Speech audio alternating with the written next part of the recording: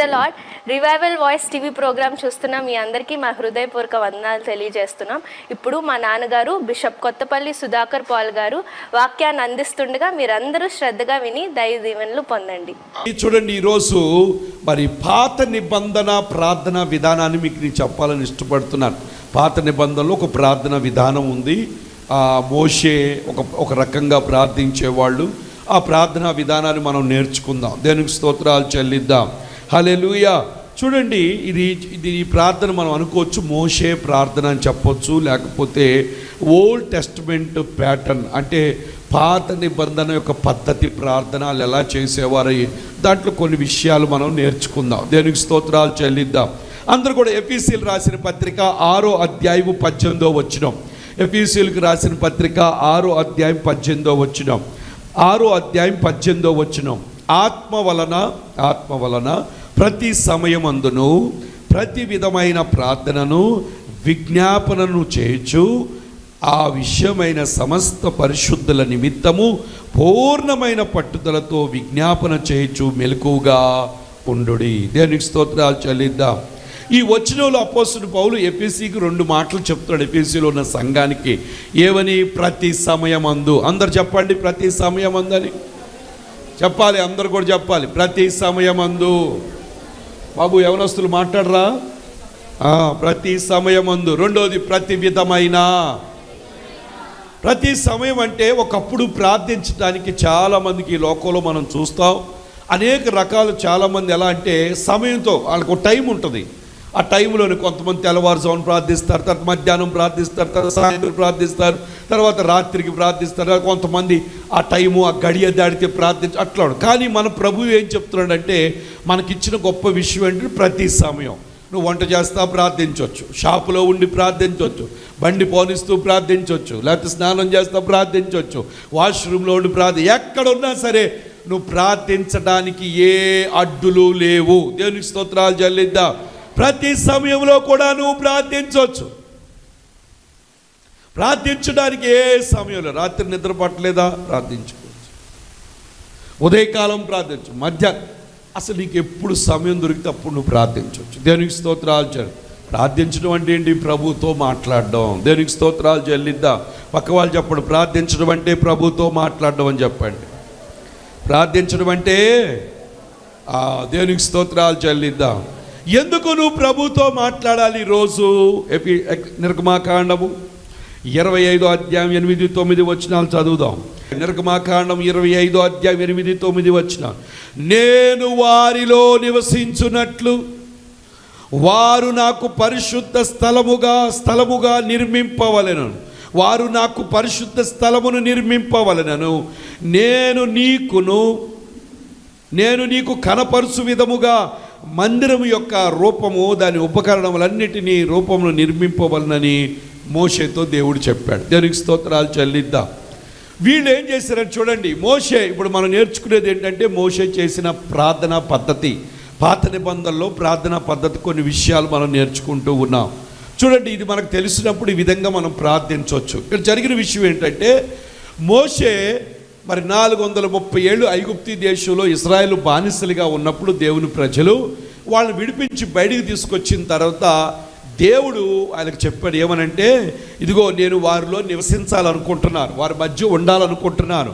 అంతేకాకుండా వారు నాకేం చేయాలి? పరిశుద్ధ స్థలమును నిర్మింపవాలని చెప్పి. ఎందుకు ఆయన ఆ ప్రత్యక్ష గుడారాన్ని కట్టించాడు దేవుడు. దేవునికి స్తోత్రాలు చెల్లిద్దాం. ఆ రోజుల్లో దేవాలయం అనేది లేదు, ఆ రోజు మందిరం అనేది లేదు. వీళ్ళు 40 సంవత్సరాలు ఎడారిలో తిరుగుతూ ఉన్నప్పుడు వాళ్ళు ఎక్కడికి వెళ్తే అక్కడ ఏం చేసేవాళ్ళు? ప్రత్యక్ష గుడారాన్ని వేశారు. ఆ ఫోటో ఏంటి చూస్తారు. ఒకవేళ ప్రత్యక్ష గుడారం ఎలాగుంటుందో చాలామందికి తెలియదు కాబట్టి ఒకసారి చూస్తారు.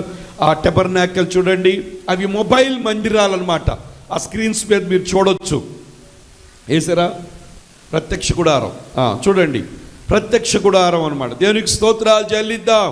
హల్లెలూయా, హల్లెలూయా. ఎందుకు ఆ గుడారం? అది ప్రత్యక్ష గుడారం. అలా కట్టేవాళ్ళు. ఎక్కడికి వెళ్తే అక్కడ ఏం చేసేవాళ్ళు తెలుసా? అది దేవుడు ఎలా కట్టాలి, ఎలా చెయ్యాలి, మొత్తం ప్లాన్ ఇచ్చి ఆ యొక్క ప్రత్యక్ష గుడారాన్ని అలా కట్టించేవాళ్ళు. వీళ్ళు ఎక్కడ ఆగిపోతే వాళ్ళందరూ గుడారాలు వేసుకునేవాళ్ళు. వాళ్ళ మధ్యలో ఈ గుడారం కట్టించేవాడు. ఇది ఎందుకు? దేవుని ఆరాధించడానికి, దేవుని దగ్గర ప్రార్థించడానికి. కాబట్టి ఈ ప్రత్యక్ష గుడారాన్ని ప్రభు ఏం చేశాడు? మోషేకి చెప్పాడు.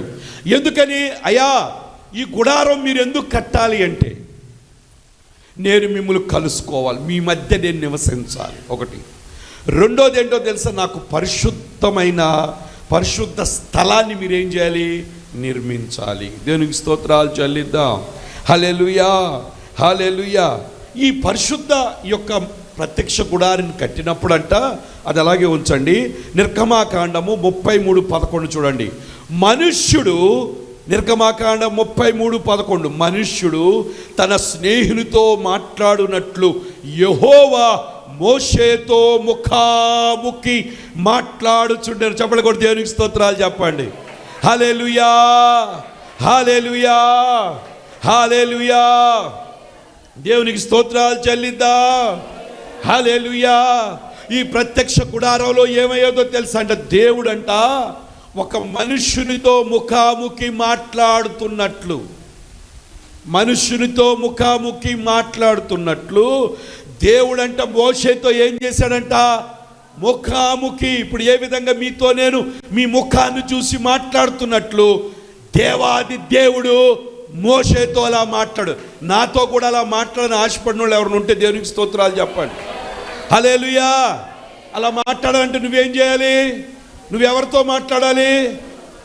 నీ విషయాలన్నీ బంధువులతో మాట్లాడితే పని అయిపోద్దా? చాలాసార్లు మనం ఏం చేస్తామంటే, దేవుడు నీతో మాట్లాడాలని ఇష్టపడితే దేవాది దేవుణ్ణి పక్కన పడేసి, నీకు ప్రాణం, నీకు జీవం, నీ బ్రతుకుని మార్చి నీ పరిస్థితులను మార్చగలిగిన దేవుణ్ణి పక్కన పెట్టి ఏమి చేయలేని నరమానవులతో సమయాన్ని గడపడం అనేది చాలా తెలివి తక్కువ దుర్మార్గపు పని. నేను అట్లని మాట్లాడకూడదని చెప్పట్లా, మాట్లాడచ్చు. ఎంతవరకు? నీ బాధలన్నీ ఆడ దగ్గర కొమ్మరిస్తాడు. ఏమన్నా చేయగలడా? ఒకడు చింతించటం వల్ల నీ చింత అంతా ఎదుటోళ్ళకి చెప్పడం వల్ల ఎవరన్నా ఏమన్నా చేయగలరా? ఏమి చేయలేరు. ప్రతిది ఎవరికి చెప్పాలి? దేవునికి. అందుకే ఈ ప్రత్యక్ష గుడారాన్ని కట్టించారు. ఈ ప్రత్యక్ష గుడారం ఎందుకు? వాళ్ళని కలుసుకోవడానికి, వాళ్ళ మధ్య ఒక పరిశుద్ధ స్థలం అనేది కావాలని చెప్పి దేవుడు పరలోకం నుంచి వాళ్ళకి ఏం చేశాడో తెలుసా? దేవుడే ఆజ్ఞ ఇచ్చి, ప్లాన్ ఇచ్చి, బుర్ర ఇచ్చి వాళ్ళకి ఆ విధంగా ప్రత్యక్ష గుడారం ఏమేమి కట్టాలో ప్రభు ఆ విధంగా కట్టడం జరిగింది. దేవునికి స్తోత్రాలు చెల్లిద్దాం. నచ్చిన వాళ్ళందరూ దేవునికి స్తోత్రాలు చెప్పండి. హల్లెలూయా. ఈ ప్రత్యక్ష గుడారంలో 3 భాగాలు ఉంటాయి. ప్రత్యక్ష గుడారంలో 3 భాగాలు. మొదటిది ఆవరణము, అందరు చెప్పండి. రెండోది పరిశుద్ధ స్థలము, మూడోది ఏంటి? అతి పరిశుద్ధ స్థలం. మొదటిది ఏంటి చెప్పండి? ఆవరణము, ప్రాకారము. మొదటి ఖాళీ స్థలం ఉండదు, ఆవరణము. రెండోది ఏంటి? పరిశుద్ధ స్థలము. మూడోది ఏంటి? అతి పరిశుద్ధ స్థలము. దేవునికి స్తోత్రాలు చెల్లిద్దా. హల్లెలూయా. ఆవరణములో 2 వస్తువులు ఉంటాయి. వినండి, ఆవరణములో 2 వస్తువులు ఉంటాయి. నువ్వు ఆ యొక్క ప్రత్యక్ష గుడారం ఆవరణంలో అడుగు పెట్టగానే మొదటిగా నీకేం కనపడుద్దో తెలుసా? ఇత్తడితో చేయబడిన ఒక బలిపీఠం కనపడుద్ది. ఇత్తడితో చేయబడిన ఒక బలిపీఠం కనపడుద్ది. అది దాటుకుని కొంచెం ముందుకు వెళ్ళగానే ఒక గంగాళం ఉంటుంది. అక్కడ గంగాళం, నీళ్లతో నింపబడిన ఒక గంగాళం ఉంటుంది. ఇది ఆవరణంలో ఈ 2 వస్తువులు ఉంటాయి. ఆవరణలు ఏమేమి ఉంటాయి చెప్పండి? ఆవరణం ఏముంటాయి? మొదటి చూడండి, మొదటిది ఏముంటుంది? ఇది ఉంటుంది. అది ఇత్తడితో చేయబడి, ఎక్కడికంటే అక్కడికి నలుగురు మోసుకెళ్ళిపోతారు దాన్ని. ఈ యొక్క ప్రత్యక్ష గుడారం ఏంటి? మొబైల్ మందిరం అనమాట. మొబైల్ ఎక్కడికి వెళ్తే అక్కడ టెంట్ వేసి చెయ్యాలన్నమాట. ఇది ఉంటుంది అనమాట ఫస్ట్. అది తర్వాత 2 గంగాళం ఉంటుంది. ఒక ఇత్తడితో చేయబడిన, ఒక నీళ్లతో నింపబడిన గంగాళం ఆవరణంలో ఉంటుంది. పరిశుద్ధ స్థలంలో అడుగు పెట్టగానే నీకేముండదో తెలుసా? దీపవృక్షం ఉంటుంది. దీపాలు మండుతూ ఉంటాయి. ఎప్పుడు దీపవృక్షం చూపించండి. దీపవృక్షం ఉంటుంది. తర్వాత రొట్టెలు పెట్టిన బల్ల ఉంటుంది. పరిశుద్ధ స్థలంలో రొట్టెలు పెట్టిన బల్ల. మూడోది ఏముంటుందంటే ఒక ధూపం, సువాసన వేసే ధూపం ఉంటాయి. ఆ 3 చూపించండి. మొదటిది దీపవృక్షం ఉంటుంది. చూడండి, దీపవృక్షం. మొదటిది ఏముంటుంది? దీపవృక్షం. దీపవృక్షం వేయలేదు. దీపవృక్షం డిలే అవుతుందా? చూడండి, మొదటిది దీపవృక్షం. చూసారు, అది ఎప్పుడు మండుతూ ఉండాలి. సమూయేలు దాని దగ్గరగా పడుకునేవాడు. దేవునికి స్తోత్రాలు చెల్లిద్దాం. స్వరాన్ని విన్నాడు. దేవునికి అది ఎప్పుడు మండుతూ ఉంటాయి అన్నమాట. అవి ఒక దీపాలు, 7 దీపాలు, 7 ఆత్మలు. దేవునికి స్తోత్రాలు చెల్లిద్దాం. హల్లెలూయా. తర్వాత ఏముంటుంది? రెండోది రొట్టెలు పెట్టిన బల్ల ఉంటుంది. రొట్టెలు పెట్టిన బల్ల. రెండోది ఏముంటుంది? రొట్టెలు పెట్టిన బల్ల. అదిగోండి, సముఖపు రొట్టెలు, పొంగని రొట్టెలు పెట్టిన బల్ల ఉంటుంది. అవన్నీ ఏంటో మీకు చెప్తాను సాదృశ్యాలు. మూడోది ఏముంటుంది అంటే ధూపం. దైవ సేవకుడు, యాజకుడు నిలబడి ధూపం వేస్తుంటాడు. ఇవన్నీ కూడా ఎక్కడ ఉంటాయి చెప్పండి? పరిశుద్ధ స్థల, ప్రత్యక్ష గుడారంలోనే ఉంటాయి. కానీ 3 భాగాలు చెప్పాను. మొదటిది ఏంటి? ఆవరణము. రెండోది ఏంటి? పరిశుద్ధ స్థలము. మూడోది ఏంటి? అతి పరిశుద్ధ స్థలము. ఇప్పుడు ఆవరణములో 2 వస్తువులు ఉంటాయి. ఒకటి ఏంటంటే ఇత్తడితో చేయబడిన ఒక బలిపీఠం ఉంటుంది. రెండోది గంగాళం ఉంటుంది. పరిశుద్ధ స్థలములో మొదటిగా దీపవృక్షం ఉంటుంది. దీపపు స్టాండ్, దీపాల యొక్క స్టాండ్ ఉంటుంది. దీపవృక్షం అంటారు. తర్వాత రెండోది రొట్టెలు ఉంటాయి. మూడోది ఆ యాజకుడు ధూపం వేస్తున్నారు చూసారా, సాంబ్రాణి. ఆ విధంగా ధూపం వేయడానికి పరిశుద్ధ స్థలంలో ఉంటాయి. అతి పరిశుద్ధ స్థలంలో ఏముంటుందో చూద్దాం. చూడండి, అతి పరిశుద్ధ స్థలం. నెక్స్ట్ది ఏంటంటే మూడోది అతి పరిశుద్ధ స్థలం. దేవునికి స్తోత్రాలు చెల్లిద్దాం. ఒక పాఠంలాగా చెప్తున్నాను, నేర్చుకోండి. మీరు ప్రార్థన ఎలా చేయాలో మీకు నేర్పిస్తున్నారు. దేవునికి స్తోత్రాలు చెల్లిద్దాం. ప్రార్థన ఎలా చేయాలో, మన ప్రార్థనకి జవాబు ఎలాగొస్తుందో మీరు చూడగలుగుతారు. ఇప్పుడు చూడండి, అతి పరిశుద్ధ స్థలంలో ఏముంటుందో తెలుసా? ఒక కరుణా పీఠం ఉంటుంది. దాన్ని ఏమంటారంటే మెర్సీ సీట్ అంటారు. కరుణాపీఠం, బలిపీఠం లాగా అక్కడ ఉంటుంది. అక్కడ దేవుడు ఉంటాడు. దేవునికి స్తోత్రాలు చెల్లిద్దాం. అదిగోండి చూడండి, అది కరుణాపీఠం. 2 దూతలు రెక్కలు ఉంటే అక్కడ ప్రభువును కలుసుకోగలుగుతారు. కరుణాపీఠం అది. దేవునికి స్తోత్రాలు చెల్లిద్దాం. హల్లెలూయా. ఇప్పుడు వినండి, చెప్తాను. ఏ సేవకుడు సంవత్సరానికి ఒకసారి యాజకుడు ఏం చేసేవాడు? ఆ యొక్క అతి పరిశుద్ధ స్థలములోకి అడుగు పెట్టేవాడు. అతి పరిశుద్ధ స్థలములో పాపంతో ఉన్నవాడు ఎవడు అడుగు పెట్టినా చచ్చిపోతాడు, అంతే. పాత రోజుల్లో, పాత నిబంధనలో తప్పు చేయడం శ్రమ. దాతాను, అభిరాము, కోరహు ఏం చేశారు? దేవునికి సేవకులకు వ్యతిరేకంగా మాట్లాడిన వెంటనే భూమి ఏం చేసింది? నెరలు విడిచి మింగేసింది. దూడం చేయగానే వెంటనే వచ్చింది. ఎప్పుడు వ్యతిరేకత చెబితే వెంటనే శాపం కొట్టేది వాళ్ళకి. పాములు వచ్చి కరిచినాయి. మిరియాము దైవ సేవకుడికి వ్యతిరేకంగా మాట్లాడితే మిరియాముకు కుష్టి వచ్చేసింది, సొంత అక్క అయినప్పటికీ కూడా. ఆ రోజులు దేవుడు మాటకి మాట, దెబ్బకి దెబ్బ, కంటికి కంటు, పాత నిబంధనలు. ఇప్పుడు అలా లేదు. అలా ఉంటే ఈ పాటికి అందరూ సదురుకునేవాళ్ళు. దేవునికి స్తోత్రాలు చెల్లిద్దాం. సదురుకోవడం అంటే మనం సదిరేవాళ్ళు, అక్కడ తీసుకెళ్ళిపోయేవాళ్ళు. దేవునికి అర్థమైంది అనుకుంటున్నాను. సమాధులకు వెళ్ళిపోయేవాళ్ళం. దేవునికి స్తోత్రం. ఇప్పుడు ఏమైందంటే యేసు ప్రభు ప్రతి దానికి కూడా అడ్డుపడి, అయ్యా కొంత టైం ఇద్దాం, అయ్యా నా రక్తం వ్యర్థం అయిపోద్ది, ఖచ్చితంగా మారుతాడయ్యా, ఖచ్చితంగా బుద్ధి వస్తుందయ్యా, అయ్యా ఖచ్చితంగా మార్పు వస్తుందయ్యా, అయ్యా ప్లీజ్ సమయం ఇద్దాం, నీ కృప ఏం చేస్తుందంటే అడ్డుపడి నిన్ను శిక్షించకుండా ఆపుతుంది. దేవునికి స్తోత్రాలు చెల్లిద్దాం. చాలామంది ఏం చేస్తున్నారు? దాన్ని చాలా టేక్ ఇట్ ఈజీగా చేసుకుని ఇష్టానుసారంగా బ్రతుకుతున్నారు. నీ కొలత, నీ త్రాసులో కొలత తేలిపోయినప్పుడు ఖచ్చితంగా నీ పరిస్థితిని ఎవరు కూడా మార్చలేరు. దేవునికి నేను ఇదిగో సిగరెట్ తాగుతున్నాను, గుడి మానేసి తిరుగుతున్నాను, లేకపోతే పొగాకు నవ్వులుతున్నాను, గుట్కా నవ్వులుతున్నాను, బూతులు మాట్లాడుతున్నాను, అయినా ప్రభు నన్ను ఏం చేయట్లేదు అనుకోమాక. నువ్వు కాలు జారే చోట్లో ఉన్నావు. ఎప్పుడు జారిపోతావు నీకు తెలియదు. అది విషయం. దేవునికి స్తోత్రాలు చెల్లిద్దాం. చాలామంది టేక్ ఇట్ ఈజీ, నా ఇష్టం వచ్చిన బ్రతుకుతాను, దేవుడు నన్ను ఏం చేస్తాడా అన్నట్టుగా అనుకుంటున్నావు. దేవుని చేతిలో పడుట మహాభయంకరం. దేవునికి స్తోత్రాలు చెల్లిద్దాం. నువ్వు అనుకుంటున్నా నా ఇష్టంలే, నేను బూతులు మాట్లాడతాను, నా ఇష్టం వచ్చినట్టు జీవిస్తాను, నేను దొంగతనాలు చేస్తాను, పిచ్చి తాగుబోతుగా బతుకుతాను, నన్ను ఆపేవాడు ఎవడని ఒకవేళ ఇష్టానుసారంగా జీవిస్తున్నావేమో, ఈరోజు ప్రేమతో దేవుని సేవకుడిగా చెప్తున్నాను, కాలు జారే చోట్లో ఉన్నావు. ఎప్పుడు జారిపోతావో నీకు తెలియదు. చాలా మరణానికి దగ్గరలో ఉన్నావు. నువ్వు చాలా భయభక్తులతో నువ్వు బ్రతకాలి. దేవునికి స్తోత్రాలు చెల్లిద్దాం. హల్లెలూయా. కాబట్టి దేవుడు కనబడి ఏం చేయట్లేదు అనుకుంటున్నావా? దేవుని కృప అడ్డుపడి నీకు అవకాశం ఇస్తుంది. పాపం విస్తరించిన చోట ఏమైందో తెలుసా? కృప విస్తరించింది. ఎందుకో తెలుసా? పాపం చేయించడానికి కాదు, నిన్ను కాపాడడానికి. దేవునికి స్తోత్రాలు చెల్లిద్దాం. పాత రోజుల్లో ఎవరైనా సరే, అందుకే యాజకుడు ఏం చేసేవాడు తెలుసా? అంగీకి గంటలు ఉండేవి, నడుముకి తాడు ఉండేది. తాడు ఏం చేసేవాడు తెలుసా? ఆ యొక్క ఆవరణంలో తాడు వదిలిపెట్టి ఆ తాడుతో పాటు లోనికి వెళ్ళేవాడు. ఒకవేళ యాజకుడి దగ్గర ఏదన్నా తప్పు ఉంటే, విన్నారా జాగ్రత్తగా, ఏమన్నా పాపం ఉందనుకో అక్కడ చచ్చిపోయేవాడు, ఆ శవాన్ని తాడుతో బయటికి లాగేసేవాళ్ళు. దేవునికి స్తోత్రాలు చెల్లిద్దాం. కాబట్టి ఎవరు పడితే వాళ్ళు అతి పరిశుద్ధ స్థలంలో వెళ్ళటానికి వీలు లేదు. అర్థమైన వాళ్ళు దేవునికి స్తోత్రాలు చెప్పండి. హల్లెలూయా, హల్లెలూయా. అందరు దేవునికి స్తోత్రాలు చెప్పండి. గట్టిగా దేవునికి స్తోత్రాలు చెప్పండి. హల్లెలూయా. మనం ఏం నేర్చుకుంటున్నాం? ఇప్పుడు ప్రార్థన ఎలా చేయాలో నేర్పిస్తున్నాం మీకు. దేవునికి స్తోత్రాలు చెల్లిద్దాం. హల్లెలూయా. ఇది మోషే చేసిన ప్రార్థన, లేకపోతే పాత నిబంధనలో ఉన్న ప్రార్థన. ఈ వస్తువులకి ప్రార్థనకి చాలా సంబంధం ఉంది, మీకు చూపిస్తాను. మొదటిగా ఆవరణలో అడుగు పెట్టగానే ఫస్ట్ పాయింట్ ఏంటంటే ద ఔటర్ కోర్ట్ అన్నమాట. ఆవరణము, బయట ఆవరణము. ప్రత్యక్ష గుడారానికి బయట ఉండే ప్రదేశం.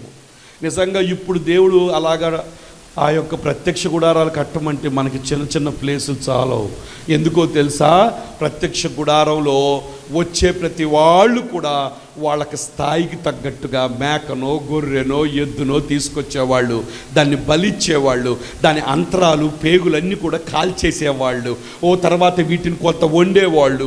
అదంతా ఒక పెద్ద పని, కొన్ని వందల మంది పని చేయాలి. దేవునికి స్తోత్రాలు చెల్లిద్దాం. ప్రభు ఆ పని లేకోకుండా ఒకే ఒక్క బలిగా యేసయ్య మన అందరి కొరకు బలి పశువు అయిపోయాడు. ఆయన దేవునికి స్తోత్రాలు చెల్లిద్దాం. ఇప్పుడు మేకలు అక్కలేదు, గొర్రెలు అక్కలేదు, ఎద్దు ఏమి తేవక్కర్లా. యేసయ్యే మన కొరకు ఒకే ఒక్క బలిగా ఆయన బలి పశువుగా మారిపోయాడు. దేవునికి స్తోత్రాలు చెల్లిద్దాం. హల్లెలూయా.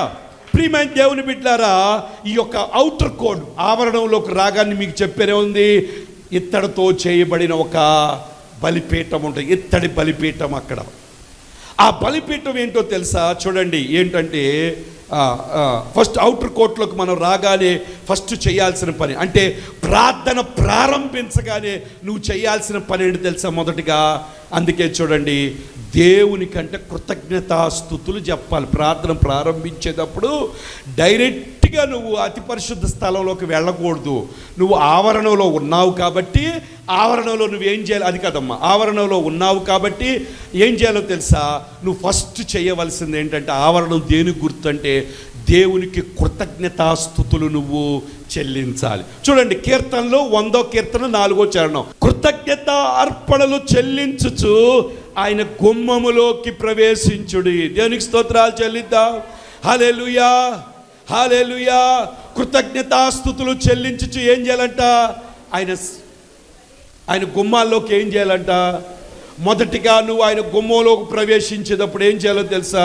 కృతజ్ఞతాస్తుతులు చెల్లించాలి. దేవునికి స్తోత్రాలు చెల్లిద్దాం. హల్లెలూయా, హల్లెలూయా, హల్లెలూయా, హల్లెలూయా, హల్లెలూయా, హల్లెలూయా, హల్లెలూయా, హల్లెలూయా, హల్లెలూయా, హల్లెలూయా. కృతజ్ఞతాస్తుతులు చెల్లించుచు ఆయన యొక్క గుమ్మాల్లోకి మనం ఏం చేయాలి? ప్రవేశించాలి. చూడండి, కీర్తనలు పాడుచు ఆయన ఆవరణములో ప్రవేశించుడి, ఆయనను స్తుతించుడి, ఆయన నామమును గణం. ప్రార్థన కూర్చోగా నువ్వు చేయవలసింది ఏంటో తెలుసా? నీ నోట్లో నుంచి కృతజ్ఞతలు రావాలి. ఫస్ట్గా, అయ్యా నన్ను బట్టి నీ కృతజ్ఞతలు, నాకు ఆయుష్ ఇచ్చినందుకు కృతజ్ఞతలు, నాకు ఆరోగ్యం ఇచ్చినందుకు కృతజ్ఞతలు, వ్యాపారం ఇచ్చినందుకు వందనాలు, అయ్యా నా కుటుంబాన్ని క్షేమంగా ఉంచినందుకు వందనాలు, నా యొక్క సంఘాన్ని క్షేమంగా ఉంచినందుకు వందనాలు, ఈ వారం అంతా కాపాడినందుకు వందనాలు అని మొదటిగా నువ్వేం చేయాలి తెలుసా? కృతజ్ఞతలు చెప్పుతూ, కీర్తనలు పాడుతూ, ఆయన గణపరుస్తూ ప్రార్థన ప్రారంభించాలి. దేవునికి స్తోత్రాలు చెల్లిద్దాం. అర్థమైన వాళ్ళు దేవునికి స్తోత్రాలు చెప్పండి. హల్లెలూయా. ఏం చేయాలి ప్రార్థన చేసేటప్పుడు? మొదటిగా కృతజ్ఞతాస్తుతులు చెల్లించుచు ప్రార్థన ప్రారంభించాలి. కృతజ్ఞత దేని గురించి చెల్లించాలి? నీకు కార్యాలు జరిగినా కృతజ్ఞతలు చెప్పాలి, కార్యాలు జరగకపోయినా కృతజ్ఞతలు చెప్పాలి, ఆరోగ్యం ఉన్నా కృతజ్ఞతలు చెప్పాలి, ఆరోగ్యం లేకపోయినా కృతజ్ఞతలు చెప్పాలి, అవసరతలు తీర్చబడిన కృతజ్ఞతలు చెప్పాలి, అది పొందకపోయినా కృతజ్ఞతలు చెప్పాలి. దేవునికి స్తోత్రాలు చెల్లిద్దాం. హల్లెలూయా. కాబట్టి దేవుని యొక్క ఆశ ఏంటో తెలుసా? తన బిడ్డలు తన సన్నిధికి వచ్చినప్పుడు ఏడుపు మొహాలతో కాదు, నిందతో, దేవుని మీద నేరాలు మోపుతో రావాలని కోరుకోట్ల. కృతజ్ఞతతో దేవుని సన్నిధికి రావాలి. దేవుని సన్నిధిలో నువ్వు కూర్చున్నప్పుడు, ఆయన కలుసుకోవడానికి నువ్వు వెళ్ళినప్పుడు కృతజ్ఞతతో ఆయన సన్నిధికి నువ్వు వెళ్ళాలి. నీ గుండె నిండా ఎలాగుండాలో తెలుసా? కృతజ్ఞత భావం నిండిపోవాలి. చాలామంది ఉంటారు కృతజ్ఞత ఉండదండి. దేవునికి స్తోత్రాలు చెల్లిద్దాం. కొంతమందికి లేదా అవసరానికి వాడుకుంటారు, తర్వాత ఎంత కూడా నోట్లోంచి కృతజ్ఞత చెప్పాలన్న భావన బుర్ర కూడా రాదు. అందుకే వాళ్ళ జీవితంలో ఎవరు వాళ్ళకి పని చేయకుండా అయిపోతారు. దేవునికి స్తోత్రాలు చెల్లిద్దాం. హల్లెలూయా. ఎప్పుడు నీ కొరకు నిలబడతారు తెలుసా? నీకు సహాయం చేసిన వాళ్ళు నువ్వు కృతజ్ఞత చెప్పితే వాళ్ళు మళ్ళీ నీ కొరకు నిలబడతారు. నువ్వు ఎప్పుడు మర్చిపోతావో నిన్ను వదిలిపెట్టేస్తారు. దేవునికి స్తోత్రాలు చెల్లిద్దాం. ఎందుకో తెలుసా? వీళ్ళకి ఎంత చేసినా వీళ్ళకి కృతజ్ఞత లేదు, వీళ్ళకి చేయటం అనవసరం అని చెప్పి వదిలేస్తారు. దేవునికి స్తోత్రాలు చెల్లిద్దాం. నీ కృతజ్ఞత ఎదుటి వాళ్లను నీ కొరకు పని చేపించే విధముగా మార్చుద్ది. దేవునికి స్తోత్రాలు చెల్లిద్దాం. ఎవరైనా నీకు సహాయం చేశారు, ఒంట్లో బాగోలా, ఎవరైనా నీకు ఏదన్నా చేసి పెట్టారనుకో, నీ జ్ఞానం ఏంటో తెలుసా? బాగున్నా బాగోపోయినా చాలా థ్యాంక్ యూ అని నువ్వు వాళ్ళకి చెప్తే రెండోసారి వాళ్ళు చేయడానికి ఇష్టపడతారు. బాగోలేదని నిందిస్తే నీకు ఎవ్వడు కూడా చేసేవాడు ఉండడు. ఎలాగో మేము చేసేది నచ్చదు కాబట్టి వీళ్ళకి చేసినా చేయకపోయినా ఉపయోగం లేదు, వదిలేమని వదిలేస్తారు. అట్లా చాలామంది పని చేయించుకోలేక కోల్పోయేవారు ఉంటారు. కొంతమంది చాలా తెలివి ఉంటుంది, బాగోపోయిన ఎమా ఉందని చెప్పి మళ్ళీ చేయించుకుంటారు, దాంట్లో మార్పులు వాళ్ళు చేయించుకుంటారు. కొంతమంది మాట ఎట్లా ఉంటుందో తెలుసా? దగ్గర మా పెదనాన్న ఉండేవాడు, మా ఇంటికి వచ్చి అసలు ఎంత చక్కగా మాట్లాడి, ఎప్పుడో ఒకసారి వచ్చేవాడు అనుకోండి, వచ్చి మాట్లాడి పాపా టీ పెట్టు, అమ్మ వచ్చే, ఆయనకు కావాల్సినవన్నీ చేయించుకుంటే చేసేవాళ్ళు కూడా హ్యాపీగా ఆ మాటలకి ఏంటి తెలుసా? బాధ కష్టం అనుకోకుండా చేసి పెడతా ఉండి. దేవునికి స్తోత్రాలు చెల్లిద్దాం. ఒకరి నోటి మాట వల్ల వాళ్ళ కడుపు నిండుద్దంట. దేవునికి స్తోత్రాలు చెల్లిద్దాం. హల్లెలూయా. మన ఇంటి ముందు అడుక్కునేవాడు వచ్చి, అమ్మాయి ఇంట్లో ఉన్నావా లేదా, రా తీసుకురా, ఏమి వండావు ఇవాళ అంటాడు. పెడతారా మీరు? ఆడు మాట్లాడుతా, అమ్మా అన్నపూర్ణ, నాన్న చిన్నోడా అంటంటే అసలు ఆ పిలుపు విన్నోళ్ళైతే తీసుకెళ్ళి అన్నీ పెట్టాలనిపించింది. దేవునికి స్తోత్రాలు చెల్లిద్దాం. ఒక నోటి మాట వల్ల ఏమవుద్దో తెలుసా? కడుపు నిండు. కొంతమందికి ఆ తెలియదు. దేవునికి స్తోత్రాలు చెల్లిద్దాం. కృతజ్ఞత లేదు వాళ్ళలో ఏమి లేదు తెలుసా? కృతజ్ఞత లేదు. ఏదో అలా గ్రాంటెడ్ అనుకోకూడదు ఎప్పుడు కూడా. ప్రతిది కూడా ఏంటో తెలుసా? కృతజ్ఞత. ఎవరైనా మీకు ఏదైనా సహాయం చేశారా? థ్యాంక్స్ అండి. ఇంకా ప్రభువుకి మనం నిన్ను ఈ వారం అంతా బ్రతికించాడు, ఎంత కృతజ్ఞత ఉండాలి. దేవుడు నీకు ఆయుష్ ఇచ్చాడు, ఎంత కృతజ్ఞత ఉండాలి. నీకు అన్ని అవసరతలు తీరుస్తున్నాడు, ఎంత కృతజ్ఞత ఉండాలి. ప్రతి నిత్యం కూడా thank you lord, thank you Jesus, hallelujah, thank you. ఏమండి, చిన్నది కూడా దేవుని స్తుతించాలండి. దేవునికి స్తోత్రాలు చెల్లిద్దాం. హల్లెలూయా. చిన్నది కూడా నువ్వు గుర్తించాలి. దాన్ని బట్టి నువ్వేమవుద్దో తెలుసా? నీ జీవితంలో గొప్ప మేలులు నువ్వు పొందుతావు. కాబట్టి ప్రభు ఆవరణలోకి ప్రార్థనకి కూర్చోగానే నువ్వు మొదటి చేయవలసిన పని ఏంటో తెలుసా? అడుగు పెట్టి దేవా వందనాలు. అంతేగాని ఏమిచ్చావు, ఏం చేసావు? ఆ యొక్క పరిసేడ్లాగా, ఇదిగో ఈ పక్కనోళ్ళలాగా నేను లేను అని చెప్పండి, ఈ సొంకర్లాగా నేను లేను అని ఎప్పుడు అలా ప్రార్థించకూడదు. సొంకరంట తల ఎత్తుటానికి కూడా యోగ్యుడు కాదని తన్ను తాను తగ్గించుకుని దేవుని సందులో అలాగే మనం కూడా ఏం చేయాలో తెలుసా? కృతజ్ఞత కలిగి ప్రార్థించాలి. కృతజ్ఞత ఉండాలి. ఏ స్థితిలో ఉన్నావో ఆ స్థితిని బట్టి నువ్వు కృతజ్ఞత ఉండాలి. దేవునికి స్తోత్రాలు చెల్లిద్దాం. కృతజ్ఞత లేకపోవటం దేవుని దృష్టిలో మహాపాపం. దేవునికి స్తోత్రాలు. ప్రభువు చేసి గుర్తు పెట్టుకోవాలి. పిల్లలు తల్లిదండ్రుల పట్ల కృతజ్ఞత ఉండాలి.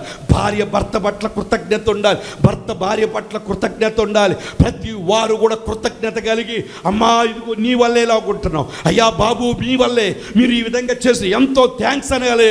అంతేగాని గ్రాంటెడ్గా ఎంత మాత్రం బ్రతకూడదు. నువ్వు గ్రాంటెడ్ అనుకుంటే ఆ మనుషులు నీకు ఎంత మాత్రం కూడా హెల్ప్ చెయ్యరు. దేవునికి స్తోత్రాలు చెల్లిద్దాం. హల్లెలూయా. అందరు దేవునికి స్తోత్రాలు చెప్పండి. అర్థమైన వాళ్ళు దేవునికి స్తోత్రాలు చెప్పండి.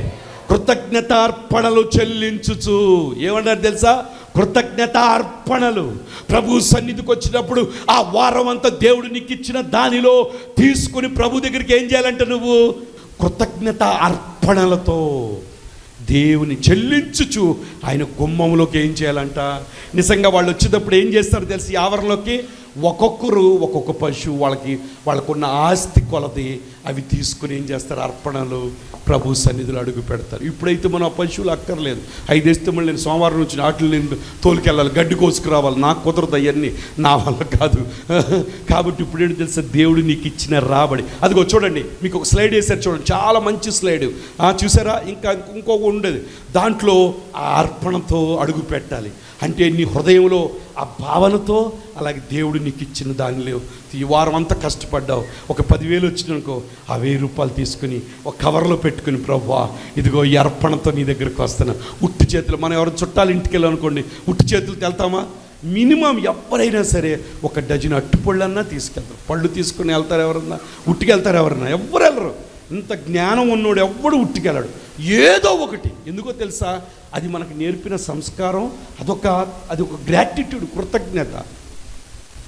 అట్లాగే ప్రభు సన్నిధికి నువ్వు ఉట్టి చేతులతో ఎలా వస్తున్నావు? ఒకసారి ఆలోచించండి.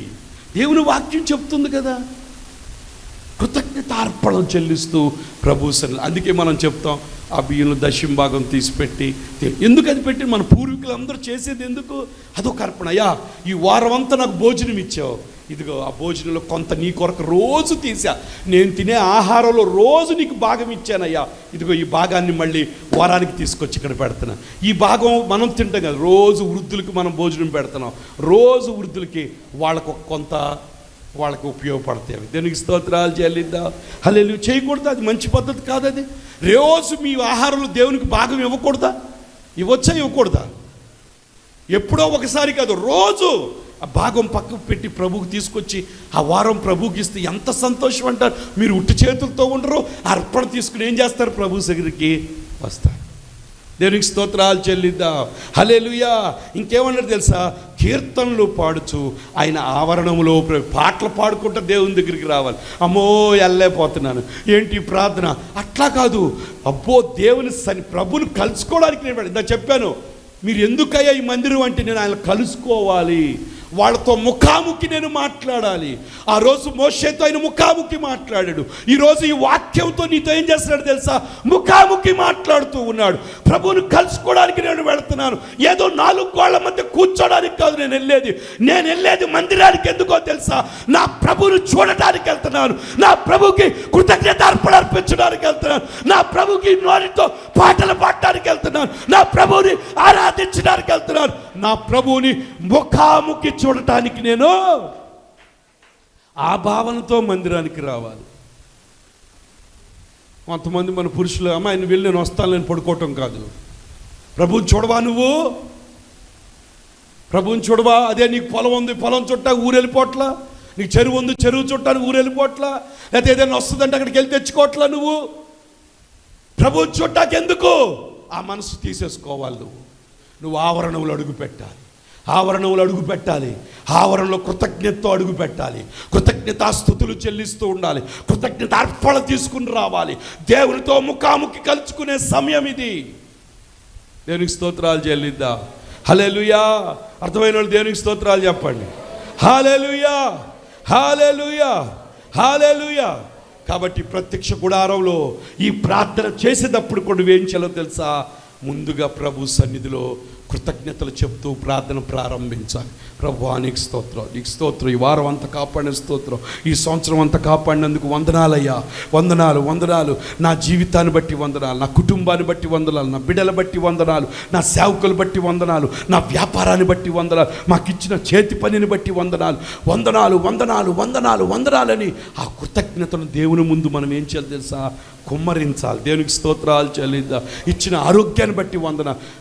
ఆరోగ్యం అంతా వచ్చినాక కృతజ్ఞత కదా, ఎలాగున్నావు అప్పుడే కృతజ్ఞతలు చెప్పాలి. దేవునికి స్తోత్రాలు చెల్లిద్దాం. బాగోపోయిన అయ్యా నేనైతే ఈ పని అనుకుని జరగలేదు, జరగనందుకు వందనాలయ్యా, మా మేలు కోసమే నువ్వు చేసావు నాయన, ఇది మా మేలు కోసమే నువ్వు చేసావు, దాన్ని బట్టి నీకు వందనాలని చెప్పి కొన్నిసార్లు ప్రభు తప్పిస్తుంటాడు, మనకు తెలియదు. మనం అనుకుంటాం అయ్యో మనమేదో కాదు కాదు కాదు. ప్రభు ఎందుకో తర్వాత పరిస్థితులు నీకు తెలియవు. ఆయనకు ముందు ఆయన రేపు దినాన్ని చూచిన వాడు, రేపు ఎలాగుంటుందో ఆయనకు తెలుసు, నీకు తెలియదు. కాబట్టి కొన్నిసార్లు దేవుడు ఏం చేస్తుంటాడు తెలుసా, మనల్ని తప్పిస్తూ ఉంటాడు. దేవునికి స్తోత్రాలు చెల్లిద్దాం. హల్లెలూయా.